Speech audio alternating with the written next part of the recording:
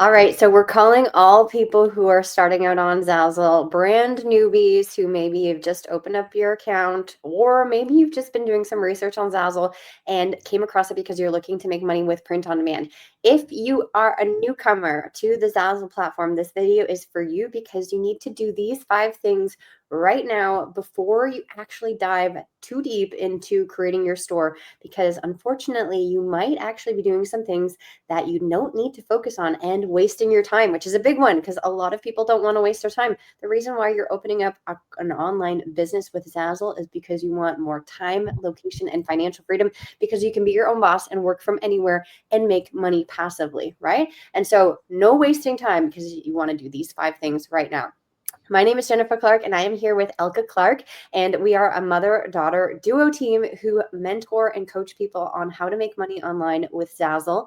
And we have helped our clients sell over $165 million worth of Zazzle product. So I think we know what we're talking about when we say that you need to do these 5 things, right? And this is why we've created this YouTube channel, to give you tips and tricks on how to create a profitable business with Zazzle. So today we're going to be diving into what those 5 things are.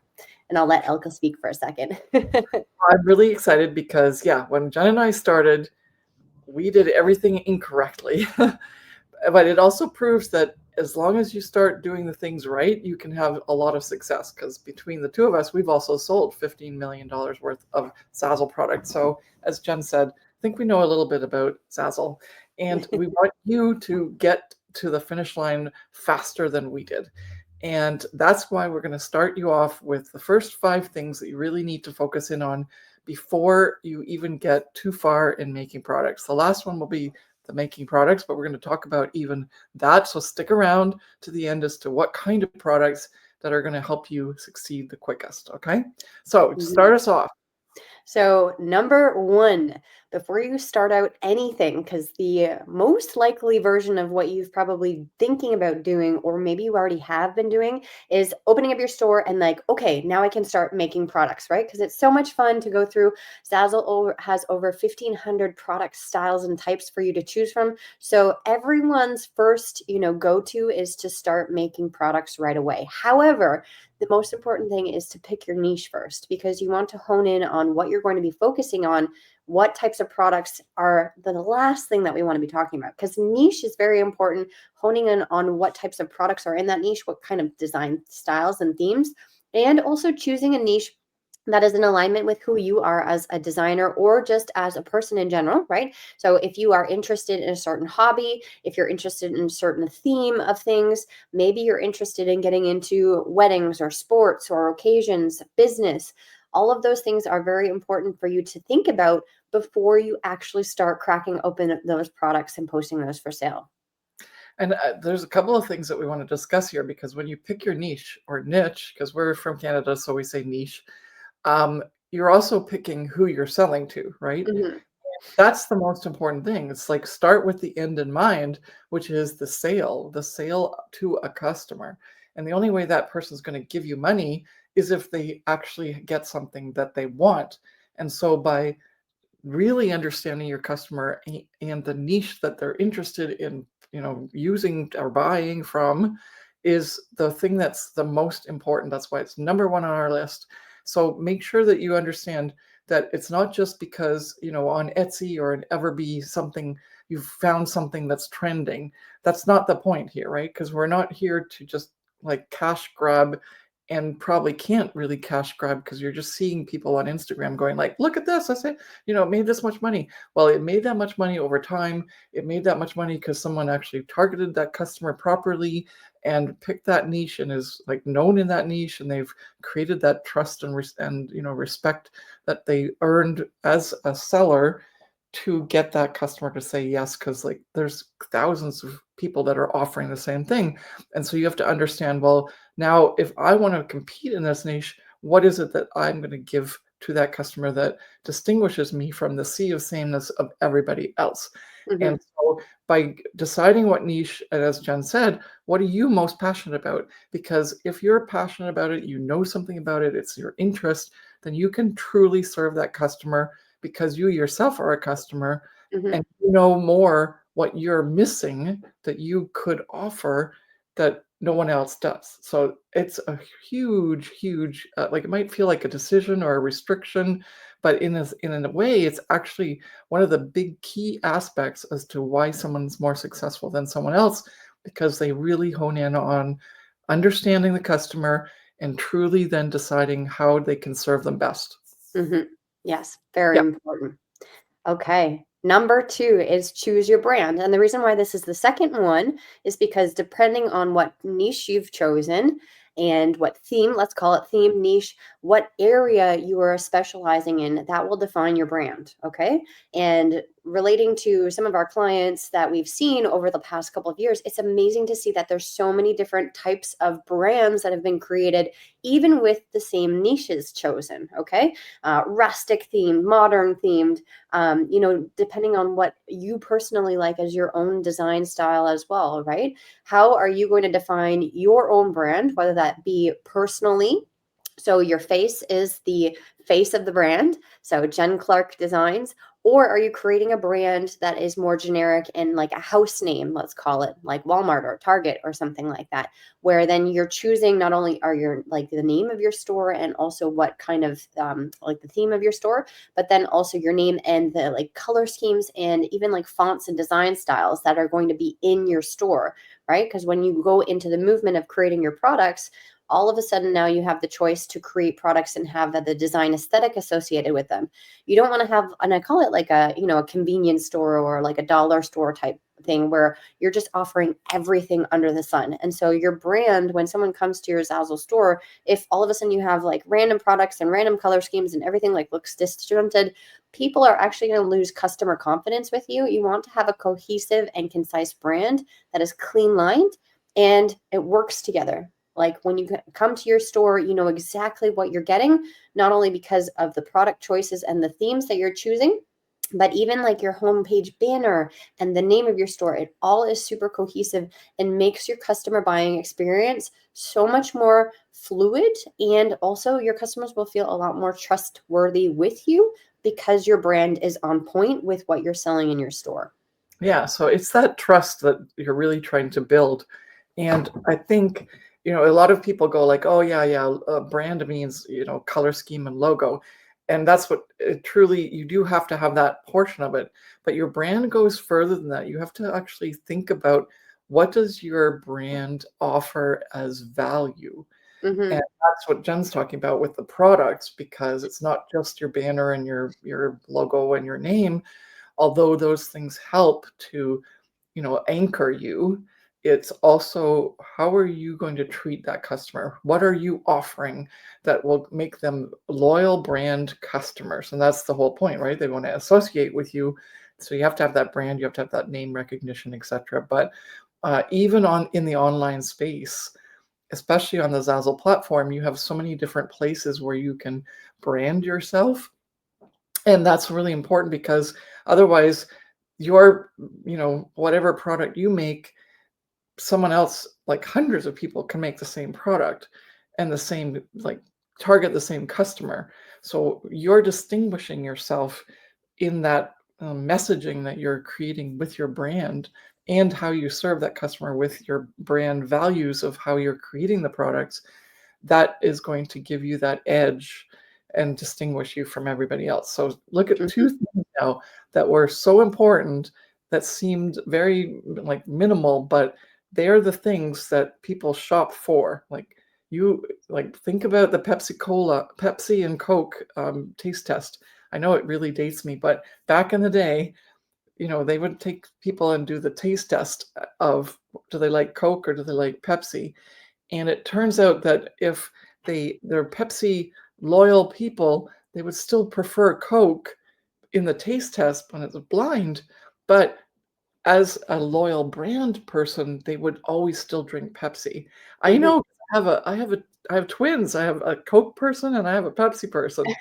And I would swear to you, like, even when the restaurant doesn't have the other one, that person who wants that other one that they don't have won't drink Coke. No. They'll Yeah. drink some other thing. And it's like, so it's just so important to understand how valuable these two first pieces are that we've just given you. Okay. Yeah. All right, On to number the three. Number three is do your research. And doing research is very important before you start posting any products for sale once again, because you have to figure out, first of all, what type of products are being posted in your niche so you can be competitive. So for example, if you're going into the wedding invitation or wedding market, you obviously need to know what types of products are in a wedding suite. And I talk about weddings because weddings is my thing.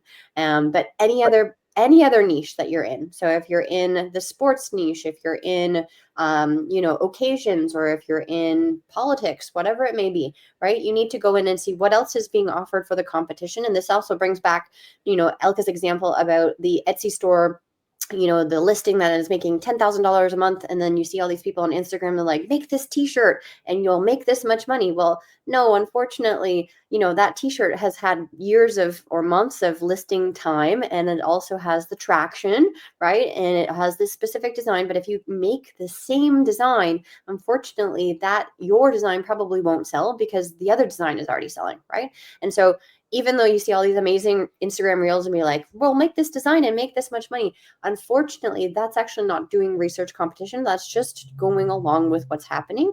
If you're doing your research, you would say, okay, well, if this t-shirt is trending, or if this thing is trending, how can I get into the same sort of market but add my own flair to it and be at a competitive edge? Because first of all, we want to preface, if you copy, that is against the law, and it is also super against the rules with Zazzle. You'll be kicked off or your designs will be deleted. So don't go onto Zazzle.com, do research, and then go and copy other designers. That's not what we're talking about. Right now, we're talking about figuring out what is in your niche that is at the competitive edge for product type and also design type. So do you have to have certain product types in that niche to compete within that niche? And also, what are the design themes or styles that are being offered in that niche that you can also compete with, right? And be, seen in the marketplace. And understanding this is super important because we have had so many clients of ours who have come to our programs or been in our free content and said, I'm not selling anything and I don't understand why. I have thousands and thousands of products, but I'm not making any money. And then we go into their store and we see that, yes, they have all the products, but they have very odd choices of designs and very odd choices of product types for what their niche should be. And so, of course, they're not selling because when someone comes across their store or stumbles across one of their products, it just literally does not make sense and it does not connect with the customer.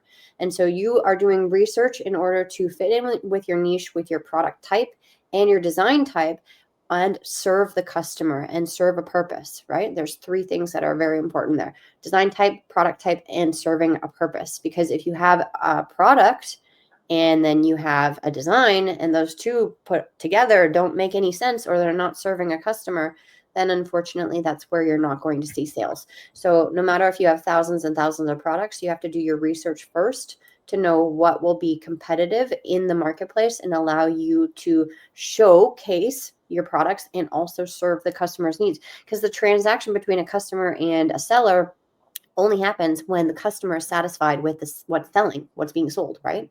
So yeah, you have to do your research, definitely. Excuse me. And I don't know if you wanted to add any points on that, but very much do your research. And this is where you're leading up into creating those products, right? So do your research to figure out where you're going to fit in within the marketplace and be I competitive like with that too, designs. because yeah, I think it's just really important just to finish the research, because I think you've covered it completely. But always remember the end in mind. So the research is not just what's trending, but what is sustainable. Right. How do I want my business to look like, and can I keep this up? Can I scale this? Can I, like, those are the other kinds of research that you have to do, right? Because if you're just, even some of our top earning clients get in this trap all the time, and one of the things we do as coaches is actually go like, let's just rein this back. Because if you spend all this time doing this right now, yeah, you're going to get a cash grab right now, but is it something that your product, if you put that same effort into something else that's going to be more like evergreen, or give you a longer earnings period, that's going to be better for you in the long run as a business owner, right? Hmm. When we Yeah. first start out, like, because you're probably on Zazzle and you're just going like, I just wanted to open a store. Now Jen and Elke are telling me about these really complex things about business. What the heck? And instead, like, just think about it that way. When we both started first, it was the same thing. It was like, oh, let's just do this for fun. Like, I wanted it to be more, but Jen just wanted it for movie money and to go out to drink with her friends.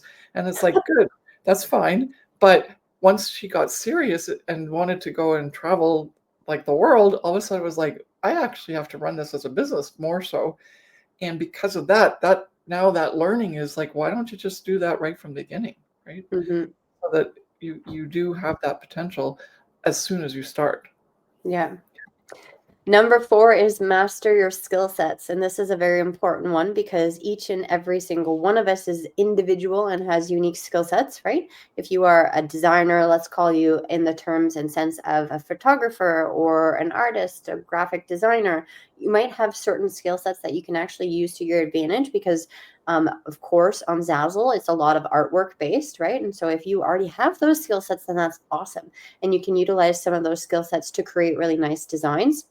And if you're not in the like if you're not artistically inclined, there's opportunities for you to learn certain skill sets, and create skill sets that don't actually need, like, they're not necessary with artwork and drawing and all of that, right? There's other skill sets that you can learn in terms of using the design tool, and also skill sets where you can do some Photoshop program, introduction, and also create designs by utilizing other assets that you might have, right? And then Or also, yeah, or even purchasing, right? or purchase the designs, right? And I'm talking more about the artistic aspect of things, but then mastering your skill sets in terms of understanding the Zazzle platform. The Zazzle platform is very robust and it's quite large. And so you can just go in and explore and understand how the design tool works, how to make sure that you can manage your collections properly, understand how to create your store categories, your store home front. There's a whole bunch of things that you need to understand first before you go all gung ho, doing everything, because a lot of our clients, once again, another story is that they come to us after being many years on Zazzle and their store is a complete mess because they just didn't understand the organization aspect of things first. And so they have categories, they have collections, they have things that are half done.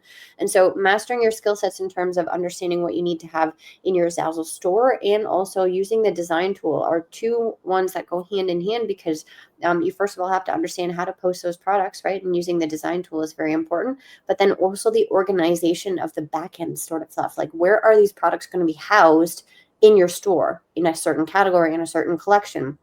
All of those things. It's very important because you can definitely get down the rabbit hole of posting products for sale because it's a lot of fun, but then your store organization is so out of hand, and then it'll take you months and years sometimes to even clean it up, right? And there's a couple of other things in that. Like, first of all, the skill sets when it comes to making your products, irrespective of the design, like the organization of your store and keeping like, because it helps you too, right? Like, you organize your store, you have your business organized. If it's just a mess, then your business is a mess. But there's a couple other things. Like, there's a lot of people who want to buy your product, but they can't because you didn't put the templates in properly, or Mhm. you made it really hard for the customer to fill out all the information, or you made a design that looks amazing on the platform, but then when they get it back because you chose the wrong font, or it's too small or something like that, and you realize, wow, like, why am I getting so many returns? So all of these things are part of learning your skill sets of the actual doing and getting the sales. The other skill set is the thing that Jen and I had the most trouble with, is because we didn't understand our business skill sets Mhm. initially. Because we were coming at it from creatives. We figured all we had to do is all these other tips that we told you about. And then it was still crickets, right? It was because we hadn't thought of it from a business standpoint. We were just thinking, well, we like these, so I think these will buy, like, people will buy these. Or, Mhm. we made it pretty, so we thought, okay, fine, then someone's going to buy it because it's such a nice design.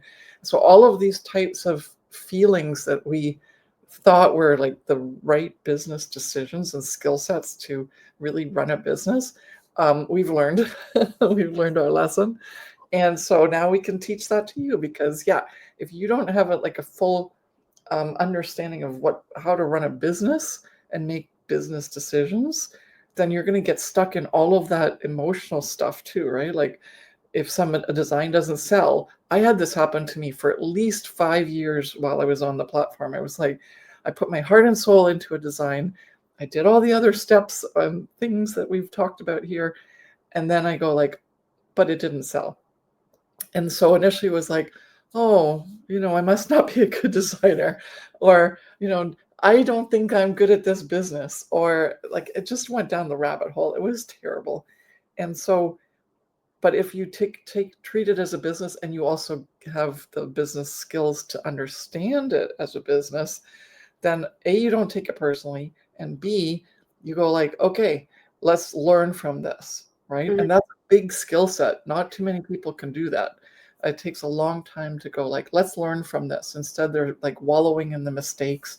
They're getting really frustrated. They give up. So many people that we've heard about that they're very frustrated and they've given up.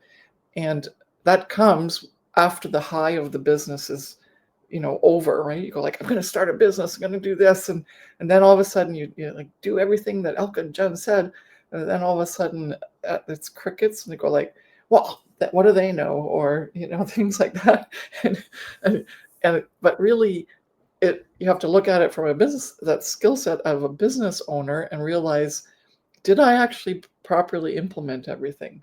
Probably not. Did I actually really research it, or did I just waste my time putting all that effort in to make products that didn't actually meet the need of the customer, etc.? And then you can kind of realize that is a huge business skill set as well, which includes, as you can tell from the way I'm sort of explaining this, mindset as well, right? Mhm. And yeah. Yeah. Okay, what's number 5? Number 5 is create intentional product inventory. So all of those previous 4 steps, 4 things that we told you to do, now we're able to think about what products to actually post for sale.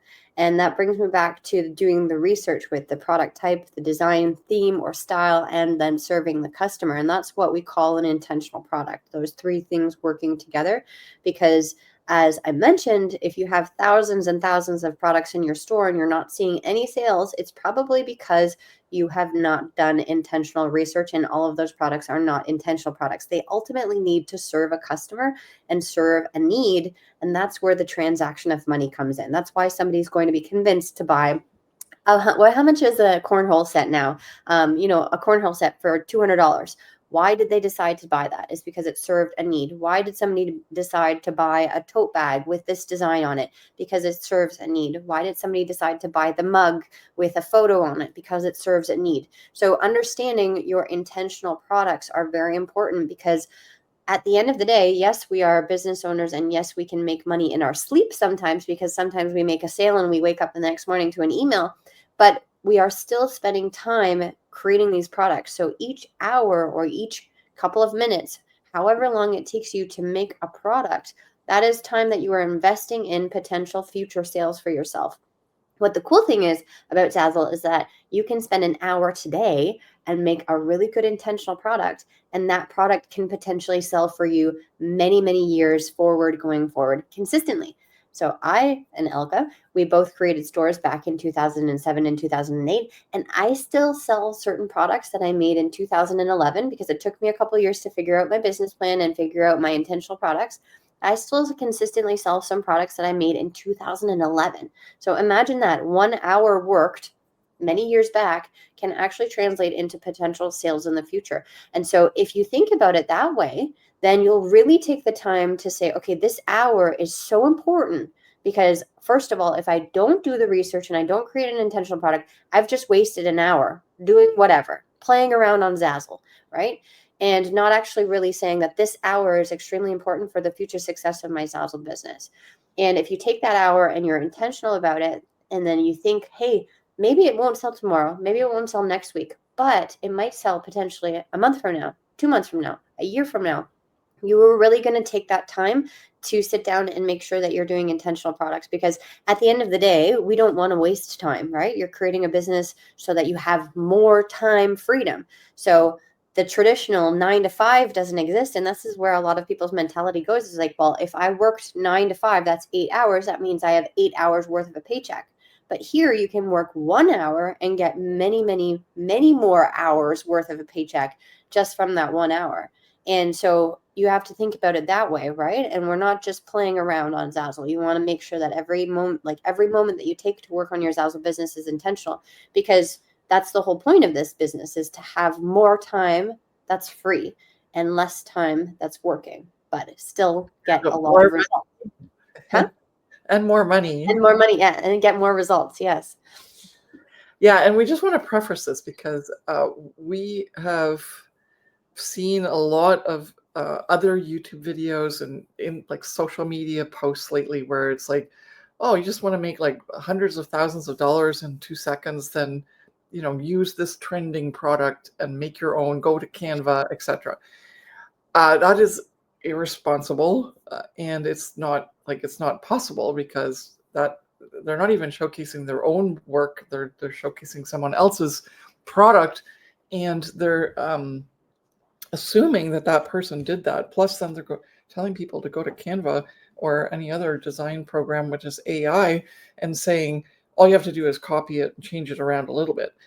Well, first of all, the reason that it sold was because of its exact design and exact like intention. Whereas now, if everybody makes all these variations and permutations, that might not be the same trifecta of what's necessary to actually get that person to say yes and buy it, right? Mm-hmm. So you're being misled. And so just keep true to yourself. The reason that we love Zazzle and not Etsy is because on Zazzle, it's already the reputation that you can find unique and different things on there.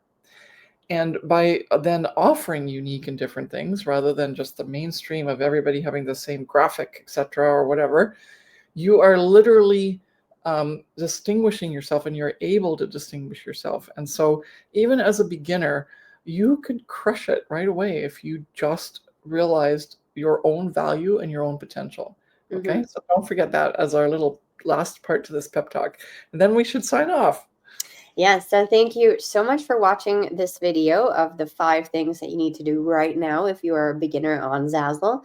Comment below and let us know if you are thinking about starting a Zazzle business, if you just started out, if you are maybe even more of an advanced Zazzle designer and you've been on for a while, but then you're like, oh my goodness, I never knew that I really needed to do all of these things before I actually started posting products for sale. Because maybe you're like that person who has 1,000 products in their store and they're seeing the big fat 0, because maybe you haven't done all those things that you need to do to work up to this. So comment below. There's also a really great free downloadable for you to help you. It's called 150 trending niches and product types on Zazzle. It's a free downloadable that you can grab. And also there's another link that you can check out to get some more information on how you can start your Zazzle business with us as well. So make sure that you check those links out, subscribe to our channel, and we will see you in the next video. All right, bye.